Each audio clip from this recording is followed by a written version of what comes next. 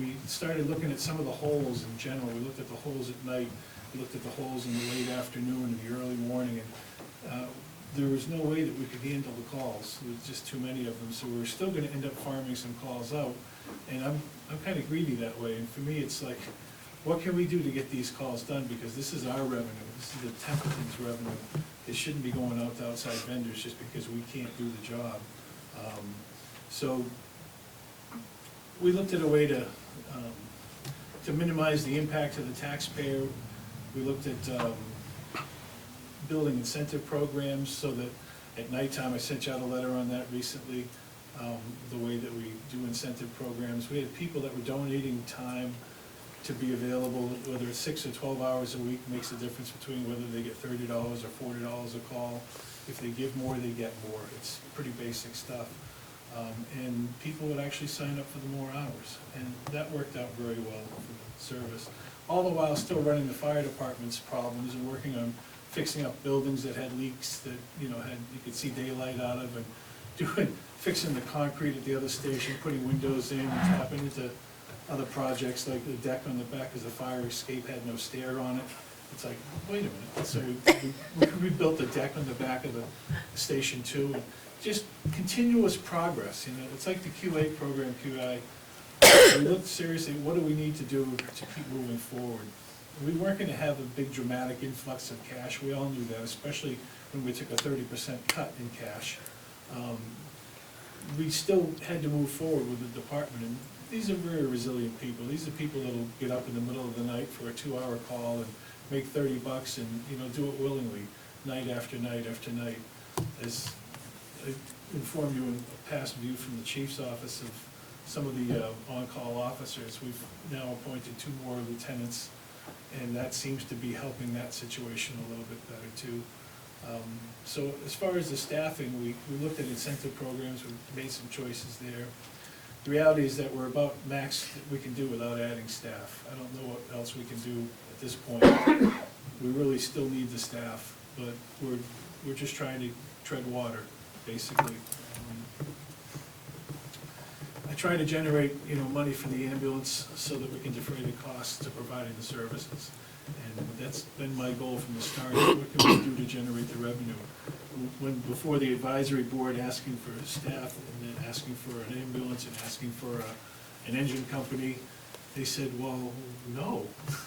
He said, well, what one do you need the most? They said, you give me staff, I'll earn the money to buy the ambulance. And that's what happened, and that's just what we did.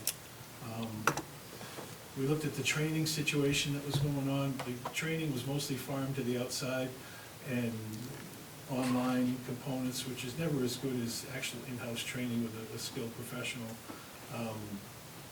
So we integrated an ALS, BLS training model. We looked at how can we integrate this new staff that we're bringing on, paramedic level, working with the basic levels. And they used to have what's called the PB waiver, so if you didn't have 2 paramedics working a truck, PB waiver allowed you to work as a paramedic basic. Since then, there was a big kerfuffle at the state, and now the whole state is PB, and that caused its own problems in Boston, but we're not in Boston, so oh well. We completely revamped the training provided. We're looking at what we're gonna do on the fire side next. I pretty much told the guys when I got here, I says, it's gonna be all ALS all the time. You can forget about any progress on the fire side. If we get it, it's good, but we're focused on getting us to ALS. And we revamped the training provided. We brought all training in-house. We brought on an ALS coordinator. We took all the policies that were there that didn't even come close to what we needed to do for ALS and weren't quite adequate for BLS, and totally revamped. That's 75 pages of policy revisions, completely revamped the whole system. And these are all little check marks that we had to accomplish before we could go to the next level. And once those were taken care of, then we could go for licensure. So we replaced them all with new, because those things raise the bar. We have no problem asking a little bit more of the people. These are generous people. They get up in the middle of the night, like I said, and they'll do whatever is required of them. And, you guys have been very supportive of them in the past, and the townsfolk are extremely supportive of them. And we're just looking to raise the bar and make it a better service to give back to the town. We looked at some of the equipment problems that we had. We had been bringing the ambulance subject to the town for several years. Originally planned on replacement at 7 years of age. The ambulance was a 2001 Ford ambulance that was 14 years old. Having asked several years before I got here, they had been told no, no, and no. Let's see, oh and no again. So the bottom line was there's no money, and the retort from the fire guys at that point was, but we've earned over $1 million. What do you mean there's no money? And there was no money. It had all been spent. Instead of capital reinvestment, you know, it had all been spent to lower the tax rate. And that's unfortunate, because now we had a 14-year-old ambulance that, you know, wasn't up to the task. That's now been replaced with a 2014 Ford ALS equipped ambulance at no cost to the taxpayer, which is a really good thing, because the money that we've generated doing the service has provided the money that's improving the service. And that is the model that I was looking to accomplish when I got here. And we've got a lot of help from a lot of good people, and it's been great. Even the fire engine, to have someone come up to you and offer you that kind of money, you know, that to me is, it's amazing. I'm very pleased with it. So just to sum it up, the receipts that we earned by running the ambulance pay for the ambulance. The other ambulance is a 2007 Ford that was scheduled to be replaced in 2014.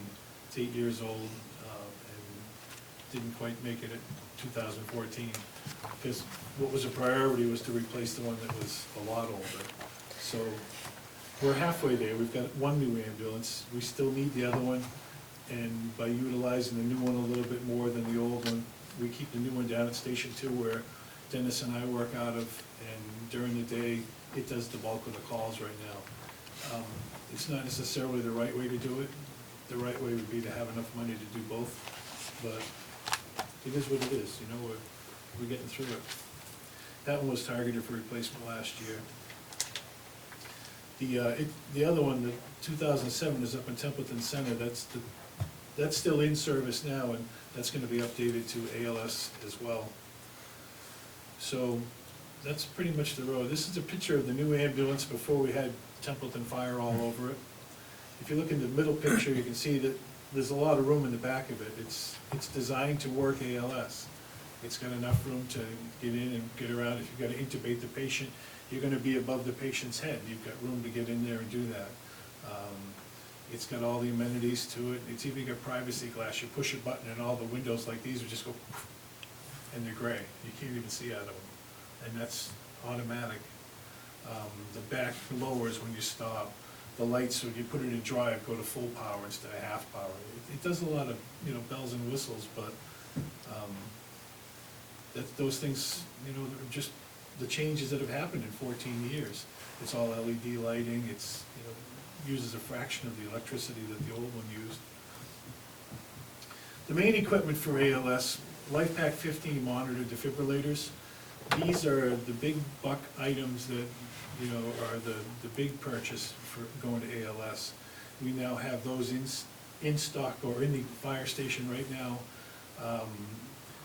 And that's on a 5-year lease. Those cost about $85,000 for those, and all the batteries and the charger and the other things that we had to buy with them. They're in-house, and we'll start training the staff as soon as we can, you know, get the licensure down. The ambulance, like I said, it's a 2014 F-450 4x4 with a Horton 603 ALS body. That's also on a 5-year lease, paid for out of receipts generated by the ambulance. There's a couple more pictures of it. You can see that the picture on the right has a little bench. That little rising platform there is where the monitor has a mount that's already been installed since that picture is taken. And where the monitor sits right in its own little pedestal. You just run the wires off and work on the patient. Underneath that little pedestal, there's a whole kit for doing IV access and so on. And it does what it's supposed to. You know, it's a nice truck. It has 4-wheel drive. We're not worried about it as much in the winter. although Dennis complains about the tires, he said they're slippery. I said, well, don't drive in the ice then. What are you gonna do? Freaking God. Yeah, so this is the outside picture, and another picture from the other side. This is when, just before we bought it, so it's got a lot of paint, and we designed a stripe down the side of it so it would look like the other ambulance that we have. And it's got that, that ugly yellow and striping on the back. I won't go into that, but that's a personal issue. And some of the equipment, look in the middle, that's intubation equipment, and we've got some new bags we had to purchase and things to carry the drugs, and we had to look at drug storage. We've got very strong drug storage at Station 2 with a cement block room and a metal door and a camera, and it's secure in that way. We're not gonna stock extra narcotics on scene, we're just gonna use what's in the truck. And then we've got agreements with the Hayward Hospital, both for our ALS affiliation agreement and our pharmacy agreements. We've got backup agreements with other ambulance services, MedStar, Woods, Winchendon, Hubbardston, and Phillipston for BLS if we need them as well. The whole point is that you're not gonna be able to do everything. You know that going into it, so what do you do to plan for the things that you can't do? And you put that in place as well. ALS is a beautiful thing. It's advanced life support. When I started off, it was in a Cadillac ambulance station wagon, and that's a long way from where we are today. And things progress forward. So what's left to accomplish? This has been a really extensive process, and it's nearly complete. We've got licensure. Licensure is a big deal. That's when the state comes out and says, how good did you do? And then they hold you under a microscope for a little bit. They say, oh, you know, you didn't do this over here. Okay, let's do that for you too, you know, and you just, it's like a negotiation. You start off saying, okay, everything's done, and they say, well, wait a minute, we want you to do this too. Okay, we'll do that too, or whatever. The checks have now been cut. Last week, we got the checks cut for ALS. It's a drug control license. It's also the OEMS upgrade license upgrade approval request, I think it's called, or something similar to that, and the controlled substances. Medications we're gonna purchase, we're gonna continue with staff development, with ongoing training. And the financial history, in 2012, the receipts reserve generated $185,000. $160,000 of it was used towards the ambulance, along with $20,000 of taxation money, for a total of $180,000 for the ambulance budget. In the very next year, we went from $185,000 generated to $242,000 generated at the very same level, BLS. So it says that the management controls that we put in place, the review of policies, everything that we did collectively as a group is working, and it's making improvements even before we go to ALS. We now have enough revenue on a consistent basis that we've been averaging even increased numbers for this year still at BLS. We're still short of staff, we still have holes, we still can't cover all of our calls. And there are some very gaping holes that, you know, need to be fixed. But overall, I've asked the offices at an offices meeting recently, is it better now than it was 2 years ago? Yes. And that was without thought. And so I feel encouraged by that, and I feel encouraged going forward that financially we're in a good place with the ambulance service. At the ALS level of service, we'll provide better emergency care for our residents. At the same time, we'll generate even more revenue and impact the taxpayer less. So that's, goes back to the original goal. Any questions? Bob, you might want to check this picture out. That's a good one.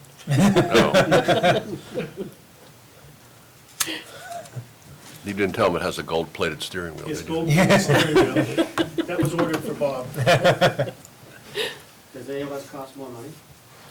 ALS generates more money. So if I was hurt and ALS came, it would cost more money to me? Your insurance company would pay more if ALS services were used, yes. If you call for ALS now, part of that money has to go to, it's gonna cost you the same as it will if we're doing the service. Yeah. But part of that money now goes out of town to the provider that provides ALS. When we provide ALS, all that money will stay in town. Oh, awesome. So like, say you threw your back out picking Yeah. up your working dog, Yes. Yes. it would cost you a little bit more, Fantastic. just like the food cost you a little bit more. Yeah, now, do you have a lot of paramedic on staff? We have 5 currently on staff. What are you doing? Snacks. It's like Scooby snacks. That concludes my presentation, if you have any All other right. questions. Well, thank you very much for the presentation and for all the work that you've done, moving us towards ALS. Yeah, I just had a quick question. Do you have any time frame when the licensure might come I've been through? avoiding answering that Yeah. question successfully now for quite a while. You're pinning me down, right? Yeah, I'm trying. I'm gonna put the licensure request in within the next 2 weeks. Oh, wow. Okay, And we should have word back probably within a month. okay. And my hunch is that they're gonna ask for 2 or 3 more things and Mhm. clarifications, and before you know it, we'll get it. So it's, I'm guessing within a month or 2 we'll have it. Right. So you, Oh, sorry, go ahead. I was just gonna say, it's so, just so we know, I mean, I know that obviously, you are almost entirely self-funded. Are there any, financial items that we should plan to include in our upcoming budget process in Staff. relation to staffing? Yeah, I wrote that down. If we, I'm sorry, David. I'll say new construction. I would suggest that, seriously consider 2 more staff members, Full-time? full-time equivalent, Equivalent, okay. because we work incentives around the equivalent pay. So you'll get the licensure, and that means that you'd be able to do that? Like, Once that we you get the would, licensure, we've got to still negotiate contracts for the billing company. We have to redo all of our computer systems. As you know, one thing I didn't mention is that the security of the HIPAA compliant data that we deal with, I take very seriously. And we had no means really of transferring that data without Dave Dickey grabbing the laptop out of the ambulance and driving to the other station, going upstairs and plugging it into the mainframe, which is crazy. Mhm. So we had a server go down, and when the server went down, I said, okay, let's get the new server, but let's put a SSL VPN tunnel in at the same time. And so we went with Sonic Walls and Sonic Point for gateway level encryption, and that satisfied a lot of what we needed to do, the server and the encryption. So we now have an SSL VPN tunnel between the stations. What that means for us on a layperson's perspective is, we back in with the ambulance, if we want to download that call, we push a button and it automatically disappears to the server in my office from the other station, without plugging anything, in, just from going over the Wi-Fi. Sure. Sounds and like when you there press should the be button to say that have to go you're check. ALS, I mean, Statute. you just, what happens if it doesn't work out? It's not an option. It's not an option, yeah, failure is not ALS an will option. work out. You have a very dedicated fire department, ambulance service that wants nothing but this to work. We, put a lot of hard work in since Chief Reporters got here, increasing training, increasing, bettering our standards, getting ready for this jump to ALS. If it fails, it's usually in other towns, it's because of staffing issues. I probably should have clarified that, meaning like if you don't have enough staffing, and you, We- like, would you either not be able to press the button? I mean, I'm just using that terminology, like, oh, let's be ALS, but yet it's been all, you Well, don't we- have enough staff. I didn't mention the rest of the staff issue. As far as BLS, EMT level staff, Mhm. we were very thin when I got here. We've added quite a few. We've got 25 EMTs on the service, 5 paramedics. And bearing in mind that there's 2 of us that are on full-time, 1 paramedic and 1 EMT basic during the day, and then the weekends we run 2 EMT basics. we have a 3-year commitment with the state to work ourselves up to that as part of a plan to get us to ALS that they approve of or they disapprove of when we first tell them. One of the things that I was very hesitant on doing was going without enough staff. So we've developed our BLS staff so that they can work with medics. We've developed our training process so that we can train them to work with medics. We've developed the ALS-BLS interface so that it works well. We've developed paramedics so that they can work with our staff. Just because I've been doing it a long time, I'm not the only one. I brought on Peter Leighton as my ALS coordinator. He's a paramedic since 1987. He's also an RN. He works critical care. He works at Hayward part-time in the emergency department. We've been developing new employees that have come on with the call service over the past 2 years. We probably added, we just say Dave, 15? Yeah, anyways, we're interviewing EMTs almost every month. Yeah, they're- Weeding them out and only taking the best that we can find. Yeah, we're fussy. We don't. We're fussy. Thank you. We're just trying to raise the bar to make it a better service. Are there any other questions? Okay, well, thank you very much. Thank you. Thanks. The next item that we have on our agenda is Sewer Department Cook Pond Estates accept pump. I'm going to recuse myself from this matter, not because I have any dealings with this particular topic, but just because I'm involved with litigation involving one of the parties. So I will step out and I'll surrender the floor to John. If I can get out of here, we'll see. I am not the most graceful. I creature that tried God to make created. sure we had enough room. Yeah, Bob. I just want to inform the board that today, in fact this afternoon, we had a contact from the staff of the planning department as well as the planning board chair asking the selectmen to take this under advisement because of some concerns that the planning board has. I said I would report that to you. Did he give you any indication of what we're talking about here? It's in the packet. Packet. It's on the back of, it's a one-page email after the library trustee. This other documents in there too, Yeah, but Yeah. the email from the chairman, yeah, of the planning board. Well, I think this is important, is that it gets out, verbally, that it gets on camera what the issues were. Well, why don't we just read it out loud, I then don't it'll be have read it. into the record. I don't have it. Let me see. Want me to read this? Go ahead. Okay. To the Select Board, please be advised that the Cook Pond Sewer Pump Station and Force Main, Hubbardston Road, associated with it, are owned by the Homeowners Association. This was negotiated during the permit process. Please review language in every homeowner's deed within the development. It clearly states, that it is their responsibility.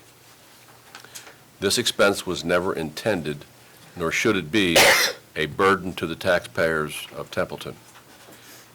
Please deny any request to accept this pump station by the sewer department.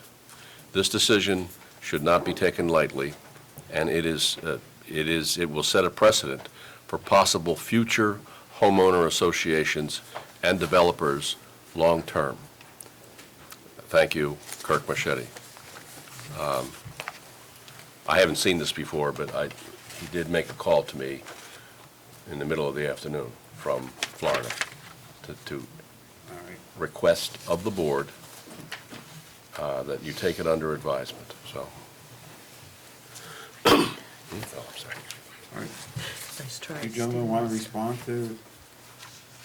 Yes. Well, we're not asking you to make any decision tonight anyways, so. But in response to what Kirk said, a brief response, is we're not gonna set precedent because it's already been done. When the town accepted Cook Pond Estates, at least to my understanding, it accepted it in its entirety with the exception of the sewer pumping station and the force main. That being said, all the sewer infrastructure that conveys waste from every house under the roads to the sewer pumping station has already been accepted, so, I mean, I think it renders part of Kirk's argument moot, but the rest of it, you know, I would argue in other ways, but anyways, I'd like to start by reading a little letter that I wrote, just to get you abreast of it, I'll give you a copy of it you could review. Dear board members, the town has accepted ownership of the entire Cook Pond housing development, with the exception of the sewer pump station and the force main that runs under Hubbardston Road, connecting the development to the public sewage system. The sewer commissioners and superintendent have been working with the development's residents to facilitate the transfer of ownership of these last two pieces of infrastructure. Both the pump station and force main were constructed to sewer department standards, and all construction was done under the watchful eye of a sewer department employee. To ensure that the pump station and force main are in proper working order before a vote for acceptance occurs, the sewer department is requiring an engineering evaluation be completed by sewer department engineers, and I've attached a copy of this letter for your review. Both the sewer department and the residents of Cook Pond, we have two of the residents here, request that the Board of Selectmen include an article on the 2015 annual town meeting warrant requesting voters accept these last two pieces of sewer infrastructure. So that's obviously in the not-too-distant future now. I mean, we can think about May, it's a good thing. But I had approached Bob when I was speaking to him about some other issues, and he said that I should come before the board, the members of the sewer commission, just to broach the subject and let you know that it's coming down the pipe. And also, as I mentioned in here, it's up to the voters of Templeton whether or not they want to accept it, as they have every other development that's ever been built in town, to my knowledge. I had a question about Day Mill. Have all of those? Day Mill is an Had- exception. Well, I think that's probably what Kirk was getting after, that it would set a precedent. And so I think that we should probably have council look at this. It's not something, I don't like spending legal money on this, but if it does set a precedent, then I think we have to be very careful. And last year, you went through the whole process of doing a rate study and looking at the costs and, you know, trying to figure out what projects and how to improve the system, and part of it was the Pleasant Street pumping station. Were you even looking at the costs and maintenance for this pumping station? That was never mentioned at any of the meetings that I went to. So I think there's more than one reason to look at this carefully and consider it carefully. Oh, we plan on doing that. For the residents, you know, like when they had the town meeting and they accepted the road, they didn't have blessing by the planning board at that time. You know, they brought it as a citizen's petition, accepted the road, all the lot of the road and stuff like that. It was the same idea. This thing has to be our specifications checked 100% before we take any ownership. And it'll be the same thing. It'll be a citizen's petition type thing, come up to accept it. Day Mill is a little different because it's not a town road. Every single house there has a separate pump in it at Day Mill. I mean, if there's 100 houses, there's 100 different pumps in there, all inside everybody's basement. It's not a station like this one here is. So Right. It's no different than the, up here across from. Musket? Yeah, Musket, there's two pumping stations there. They just went through a whole different process to be done, and it's the same way, we're gonna try to do the same thing. And these people are paying the same sewer rate as everybody else. And if there's yeah. I totally get Yeah, that part of it, yeah. but part of the agreement and the understanding was, and I believe it's on each homeowner's deed, that there is this restriction that they are responsible for this pump station. Yeah. Because I think the way it was originally planned, that wasn't the optimal place to put the pumping station for the benefit of the whole town. That was the optimal place to put that pumping station for Cook Pond and the developer. And that's why it got put where it was, and that's why this deed restriction Yeah, came about. yeah, that's why it came Right. about this way. You know, so my personal opinion is to get more input, and to consult with the attorneys to try to figure out the best way to proceed. Well, what would because happen with the deed restriction? I don't It's know. just They- there. And like I say, That's, we didn't come here tonight, and I don't believe Bob asked us to come here tonight to answer these pointed questions, which no one in the sewer department and no one on behalf of the residents, and I've met with them numerous times, thinks that we're gonna go forward with this without all due process, including legal review on both parties' behalf. So, I mean, it's a very salient point that Julie brings up, and I'm wholeheartedly in agreement with it. I just would make the distinction tonight that there's a subsequent and very important difference between, as Mark said, Day Mill Townhouse situation and Cook Pond situation. And we already have kind of breached the dam by accepting the roads and the sewer infrastructure under the roads. Whether that was a mistake to do or not, from a legal perspective, I don't know. Well, that's why I would like, Sure, to sure. make sure that we're Very not. prudent. Right.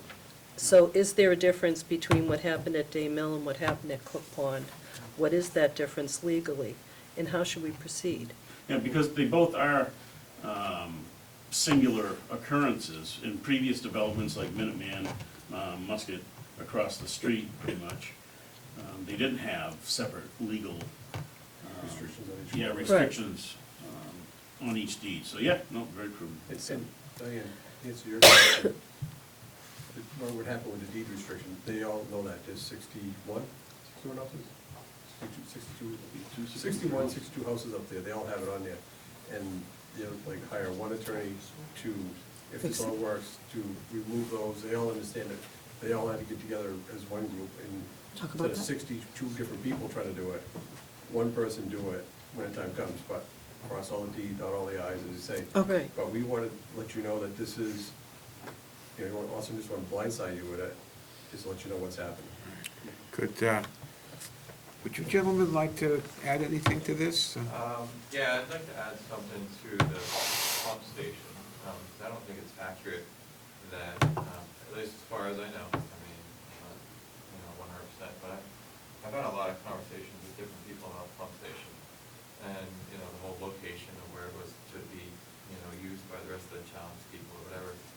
What I've learned, and obviously that was there before any houses were built or anything like that, but what I was told was that couldn't be put anywhere. That had to be put there because that's what he owned. He can't put a pump station on land he doesn't own. So to say you could put it up further on Hubbardston Road or something like that, which I think was part of the discussions with the rest of those residents could be a part of that, he couldn't. To my understanding, there was no plan to put it up there. He had planned that. It is also my understanding that houses can tie in to the south of that pump station because of the depth of what that was built. And I don't think Kent's inspected this fully, but from conversations I've had with the builder, they went much deeper than was required. So it's a very good pump station that can be used for more than just, from what I am told, again, not an expert on the pump station, but I've asked a lot of questions. And that's the answers I've gotten. It's not because the builder or the people planning were trying to not let homeowners to the north take advantage of that. There's a lot of speculation whether they can tie into this at all, because there's other things that can be done with tying into that pipe, but Kent's talked to both of those people as far as whether or not that is a good plan or not plan. One engineer says you can, one engineer says you can't, because of the pressure system. So, I've heard, many different stories. I guess it's a question of who you believe. But from my understanding, the pump station was put there simply because that's the land they own. It wasn't because, oh, they didn't care about anybody else and they just cared about that development. And that's my understanding of how that went down. I'm not sure if there's an understanding from you, Ken, as far as that, Well- but that's kind of what I understood. I was kind of the monkey in the middle through this whole process, even though I was on the town side. The points you bring up did occur, and one of the members of the Board of Sewer Commission at the time wanted to investigate relocating that pump station so more existing residences and maybe future residences could tie into it, but it would have incurred purchasing another piece of property. There wasn't a piece of property within the development that was amenable to that. But there was many other sticking points, there was many other really substantial causes for acrimony. It was a bad business relationship. And I don't feel it was on behalf of the town, but there was a lot of bitterness, a lot of feuding. The project was held up, I believe, over 2 years. So what Garth said is exactly right. But here we are now, and that's one of the reasons why this development was treated differently than Minuteman across the street, is because the working relationship was very, very difficult. There was threats of litigation and everything else against the sewer department, against myself personally. It was a nasty time. So now moving forward, the air's cleared.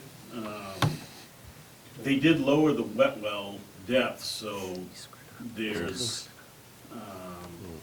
the ability to tie in some of the southern properties that were already in existence, so we'll benefit, the town would benefit in that regard, and maybe we could tie some other properties in by running sewer line, just to give a little history.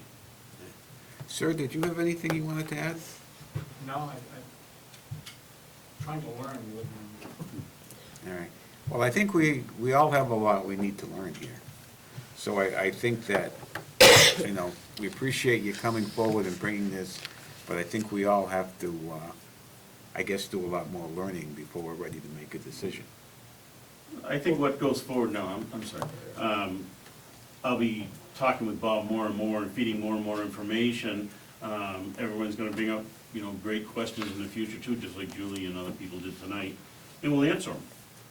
That's what we're here for. Well, we'll just keep the lines open and Sure. hopefully we can come to a solution. All right, anything else? If not, we'll go on to the next item of business. Thank you very much. Thank you. Economic development. Hey, Mark, will you send Ken back in here? Thank you.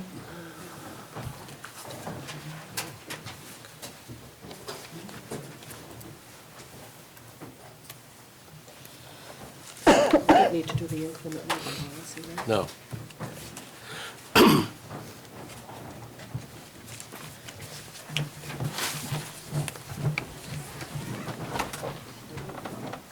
Oh, it's you and your stuff. You're the fraud. I'm spilling I know, that's why we're drink. Thank you very much. Okay. Okay.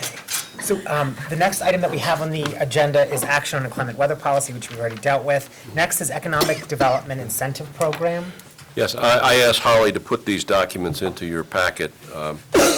These came from a meeting that I attended on January 20th, where the Mass Office of Business Development presented information on the updates that were put into effect to the statute that provides a whole variety of tools that municipalities can use to encourage economic development. There's some interesting stuff here. I did meet with Glenn Eaton this afternoon, and we are willing to constitute a committee of two. We would like to have more members of that committee, but we agreed that we need to get started, I think I volunteered for that committee. and Was your whether or not we have vote? additional members. Didn't I, Julie? Sure. I think you did, and I think there was a woman in the audience that we appointed. Yeah. and Yes, she- As a she key- withdrew. My She understanding was withdrew, she okay. backed out. Yeah. All right. So that your True. committee of two would be who? You and me? No, Glenn, myself, and So it'd be you. 3 now, So that's Three. three. Yeah. Yeah. 50% So, increase. there you go. But we would like to get started, and some of the new parts of the program, I think, fit very well with the needs of this town. So, Do you need any action from us? No Okay. action, no. Next, we have action on contracts. This is, sorry. Good. This is for the 2 contracts for the Council on Aging. I didn't put them in your packet. I had sent them to you, Oh, yeah. and they were just huge, so I figured why print them. Each contract is for $9,000. It's to do the blue board at the senior center and to do the finishing on it. And I have the originals in the other room. He signed them. He's ready to go. He just needs your final approval. And this is all within what's been allotted, just for Yeah, the record? they have the Yeah. money. Yeah, okay. So, do I have a motion regarding these contracts? Do we have to make a motion for each separate one, or do you? Probably. Yeah, Are you Yeah. gonna make the motion? yeah. Why No. not? All right, Do you have copies with you here? So Yeah, just like, Just one, just, yeah. thanks. I'll just do a motion quick after this. I make a motion that we award a contract to Cheer City Blue Board and Plastering in the amount of $9,000 for drywall and finish plastering at the senior center. Is there a second? second. First and second, any discussion? If not, Julie? Yes. Doug? Yes. John? Yes. Diane? Yes. And I vote yes. I probably should have done this one first. I make a motion to award a contract to Chair City Blue Board and Plastering in not to exceed $9,000 for drywall hanging at the senior center. Is there a second? Second. First and a second, any discussion? If not, Julie? Yes. John? Yes. Diane? Yes. And I vote yes. Okay, great, thank you very much. Next, we have to discuss road projects on the agenda. Yes, sir. I'm going to ask the board tonight to consider strongly about Committee here and back there. rebuilding Royalston Road. Would you mind coming forward, just so we can pick you up on the mic? We've had several discussions about this, and I thought that he should brief Sure. you, because there's a considerable engineering expense that will take a major bite out of our Chapter 90 money. But Okay. So, here. Yeah, as you all know, the condition of Royalston Road, Route 68, it's very deplorable. I would label it to be the worst road in the town of Templeton today. It's long overdue for rebuilding. I feel that it's a project that needs to be a total rebuild, full depth, with improvements to drainage, road alignment, maybe take some of the hard curves out of it. It would require going into a contract with an engineering firm for design, getting on the MRPC tip list so that we get state and federal funding because of the length of the road, the size of the project. You know, it's gonna be several $1 million to do. We couldn't afford that out of our Chapter 90, however, we can use Chapter 90 for the engineering firm. At this point in time, I don't have anybody labeled that we'd like to go with, and it's something that Bob and I could discuss in the future of which firm to go with. But I wanted to come in and talk to the board and see if there was selectmen's support to move this road project long overdue forward. Just a quick question that I have. When we say that this will take up a large portion of Chapter 90, what percentage roughly would you? Well, historically, with some of the larger projects that we've done in town, Dudley Road, Ballinville Road being the last two, Ballinville Road was $400,000. There was, I think that price was increased due to Mass DOT changing the project in the middle of it. That's part of it. Dudley Road project, off the top of my head, it was $200,000-300,000 for engineering services. We had our problems with that road, it was a bad survey, it had to get redone and whatnot. We haven't got any estimates for 2015 on what engineering costs would be. Before Bob or myself sits down with an engineering firm and gets, I wanted to see if the board had support to move forward and not, waste time. Yeah. So, we have some other local roads in town that definitely need some attention in the near future. But Royalston Road, we're having a hard time plowing it, sweeping it, keeping it clean, and the rideability of it is just terrible. Right. There is a landowner up there that sells gravel material. He's lost business due to the fact the trucks won't go on the road anymore. It's just, it sends the trucks over. We have vehicles that swerve around, go in the other travel lane because of the, and there's nothing really we can do with the road. Right. It's just, it's beyond our capability to correct right now, even temporarily. The problem with the timeframe that we're gonna see on here is probably 5 to 6 years Oh, okay.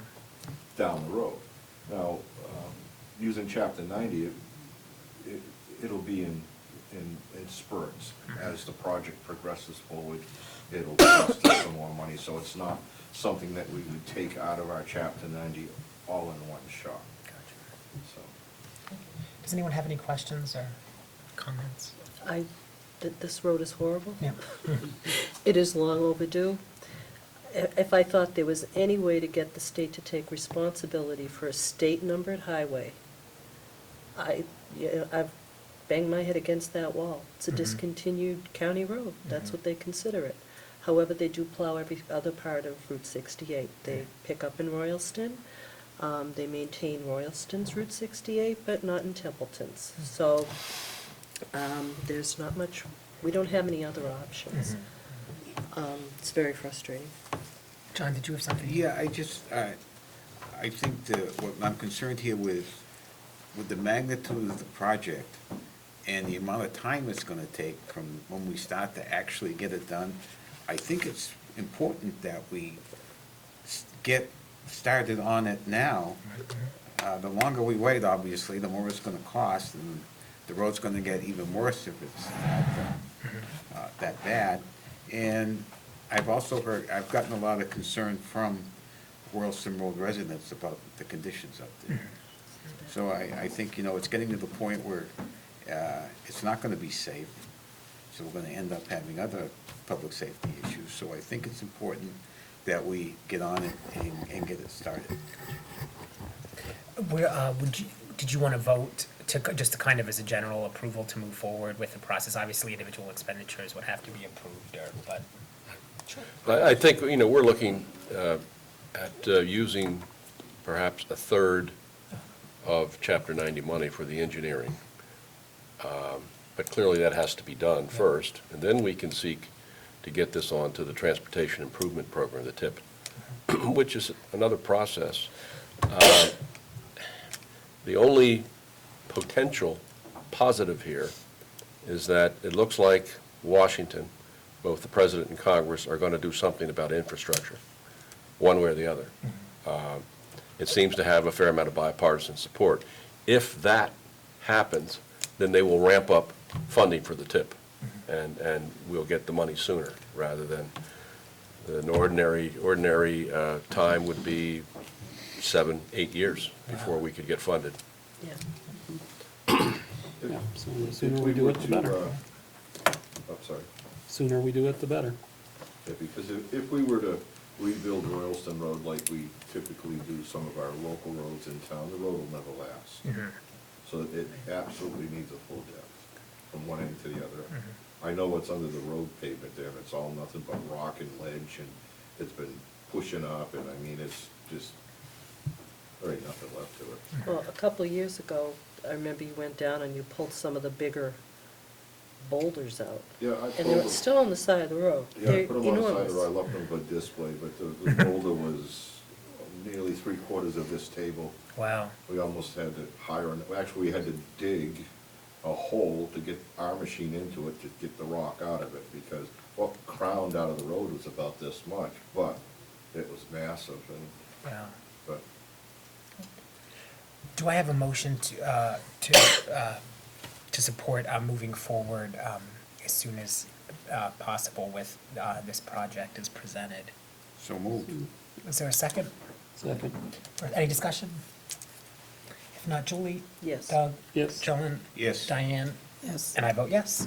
hey, thank you. So thank you very much for coming. All right, thank you. Next, we have a vote to authorize deficit spending for snow and ice, which I know that we already had that Yeah, we already vote. did that. So, sorry, it's been a while. So, next, we did the cable contract. Next is to discuss budget process. Is that a? Yeah, I think that's next. Would the select board want to schedule a special meeting to Sure. go through the budget draft? Sure. And Yes. Yep. recommend any changes? The only change that I have received up to now is from Julie, and that has to do with, she wrote an email asking that we add money in the budget to do the search for a permanent administrator. Okay. Anyone, no one has a problem with that? To do a special meeting. Special meeting, yeah. Okay. The next item we have is to discuss a letter to Mayor Hawk, Mayor Gardner regarding donation of police station equipment. Hello. Hello.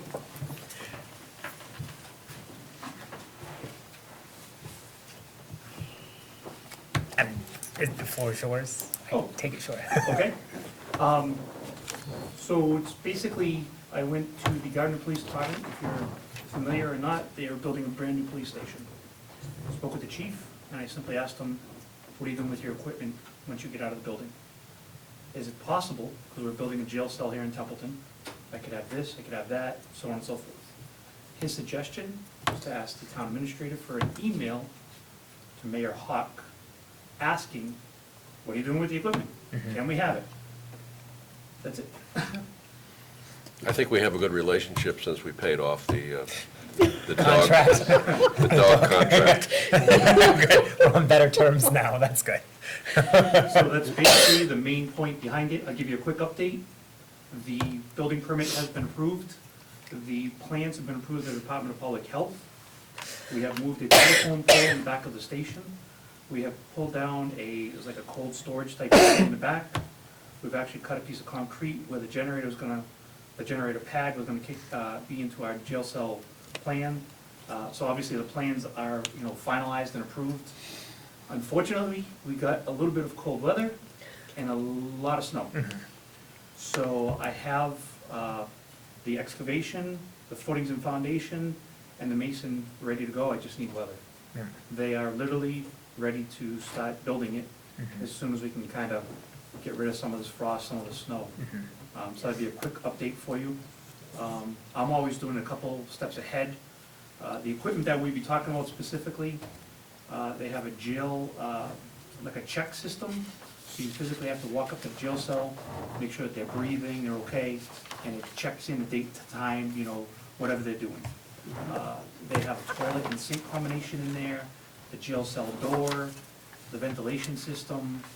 I don't know if all those things would be approved by the Department of Public Health or not, but the first step is to ask for an email requesting, hey, what are you guys doing with the equipment? Is it possible we could have it, especially that you're moving into a brand-new police station?